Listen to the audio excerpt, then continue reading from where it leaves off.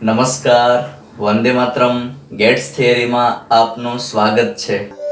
It's not a game, it's a rich thing.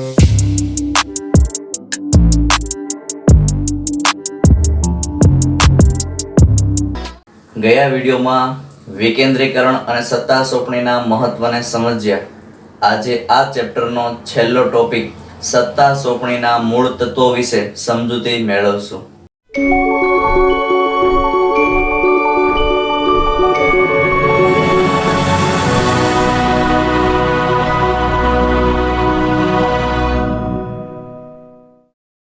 તો સત્તા સોંપણી એટલે શું?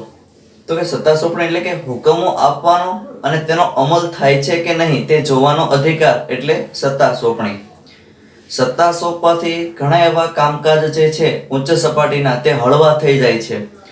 મધ્ય સપાટીના વ્યક્તિઓ અને તળ સપાટીના વ્યક્તિઓ નિર્ણય લઈ શકે છે. પોતાને કંઈક પ્રતિભાશાળી વ્યક્તિત્વ મળે છે. તો આવી રીતે સત્તા સોંપણીના ઘણા એવા ફાયદાઓ હતા જે આપણે સમજૂતી મેળવી લીધી. પરંતુ સત્તા સોંપણી કરવી હોય ત્યારે 3 સાધનોની જરૂર પડે છે. એના મૂળ તત્વો તરીકે તેને ઓળખવામાં આવે છે. ખાસ પરીક્ષાલક્ષી સવાલ છે અને જોઈએ તો આપણે એની સમજૂતી તો એના 3 મુદ્દાઓ છે. 3 પાયા કહી શકાય અને એ પાયામાં સૌથી પહેલા આવે છે જવાબદારીની સોંપણી.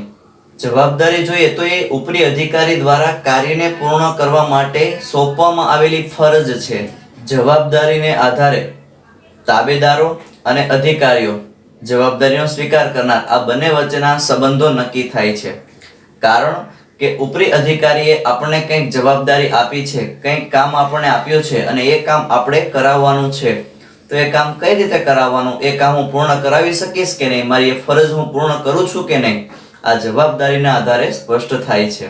જવાબદારીની વહેંચણી વખતે એક બાબત ખાસ ધ્યાનમાં રાખવી જોઈએ. જો જવાબદારી કરતા વધુ સત્તા આપી દેવામાં આવે તો તેનો દુરુપયોગ થશે અને જવાબદારી કરતા ઓછી સત્તા આપવામાં આવે તો એ કાર્ય પાર પાડી નહીં શકાય. તો ટૂંકમાં કેવું હોય તો કે અહીંયા જવાબદારીના પ્રમાણમાં સત્તા કેટલી આપવી એ બંને વચ્ચેનું સમતોલન જે છે એના આધારે જો વહેંચણી કરવામાં આવી હોય, જેવું કાર્ય છે એ પ્રમાણે જો સત્તા આપવામાં આવી હોય તો યોગ્ય વ્યવસ્થા તંત્ર દ્વારા યોગ્ય ધ્યેય સિદ્ધિ પ્રાપ્ત કરી શકીએ છીએ. ત્યારબાદ આપણો બીજો મુદ્દો છે સત્તાની સોંપણી. બીજા પાસેથી કામ મેળવવું હોય ત્યારે તમારી પાસે કંઈક સત્તા હોવી જોઈએ અને એ સત્તા સોંપણી દ્વારા જનરેટ થાય છે. ખરેખર આપણે કોઈ બીજા વ્યક્તિ પાસે કામ કરાવવું હોય તો એ માટે આપણી પાસે કંઈક પાવર હશે તો વ્યક્તિ કામ કરશે. સમૂહ પાસે કામ કરાવવાનું છે ત્યારે સમૂહ આપણું ક્યારે માનશે? સમૂહ પાસે કઈ રીતે કામ કરી શકાય એ માટે તમારી પાસે જરૂરી એવી સત્તા ઉચ્ચ સપાટીએથી તમને મળેલી હોવી જોઈએ. આપણને એમ થાય સત્તા કેવી હોવી જોઈએ? તો ભાઈ એક ઉદાહરણ દ્વારા સમજીએ કે ભાઈ વેચાણ અધિકારી છે એ વેચાણ માટેનો જે નિર્ણય લેવાના છે તે પોતે લઈ શકતો હોય તો એ પોતાની પાસે સત્તા છે એવું કહી શકાય. અમુક એવા કામકાજ માટે વારંવાર અમુક કામકાજ કરવાના થતા હોય ત્યારે વારંવાર એને ઉચ્ચ સપાટી તરફ પૂછવા જવું પડે તો એ યોગ્ય નિર્ણય લઈ શકે એમ કહી ન શકાય અથવા એની પાસે પૂરેપૂરી સત્તા નથી એવું કહી શકાય. પરંતુ પોતાના વિભાગના કામકાજ છે પોતે કઈ રીતે કરવા એ માટેની જો પોતાને સત્તા આપેલી હોય તો એ પોતે જાતે નિર્ણય લઈ અને ક્યાં ખર્ચ કરવા, ક્યાં કેટલી આવક મળે છે, ક્યાં કઈ પ્રકારનું ડિસિઝન લેવું એ પોતે નક્કી કરી શકે. ટૂંકમાં કેવું હોય તો કે સત્તા આપવાથી વ્યક્તિ પોતે સ્વતંત્ર નિર્ણય લઈ શકે છે. પોતાના વિભાગના હોય, પોતાના કર્મચારીના હોય કે પોતાને કાર્યને સુસંગત નિર્ણયો લેવાના હોય તો એ સત્તાને આધારે યોગ્યતાથી એ લઈ શકે છે. ત્યારબાદ આપણો ત્રીજો મુદ્દો છે ઉત્તરદાયિત્વનું સર્જન. આપણે જેને મધ્ય સપાટીએ તળ સપાટીને કામ સોંપેલું હોય, ઉચ્ચ સપાટીએ મધ્ય સપાટીને કાર્ય સોંપેલું હોય તો એ નીચેની સપાટીના વ્યક્તિએ કામ થયું છે કે નહીં એનો જવાબ આપવા માટે ઉપરી અધિકારીને જવાબદાર હોય છે. તો એ જવાબ આપવાની જે પ્રક્રિયા છે તેને કહેવામાં આવે છે ઉત્તરદાયિત્વ. આપણે તેને કામ સોંપ્યું છે તો એ કામ થયું છે કે નથી થયું એ આપણને ખબર પડશે તો નેક્સ્ટ કાર્ય માટેની શું વિચારણા કરવી આપણને ખબર પડે. ટૂંકમાં કેવું હોય તો આપણે જે કાર્યની સોંપણી કરી છે એનો આપણને જવાબ મળવો જોઈએ. એ નીચેના અધિકારીઓ છે, નીચેના વ્યક્તિઓ છે, તાબેદારો છે, કર્મચારીઓ છે પોતે જવાબદાર હોય છે પોતાના ઉપરી અધિકારીના.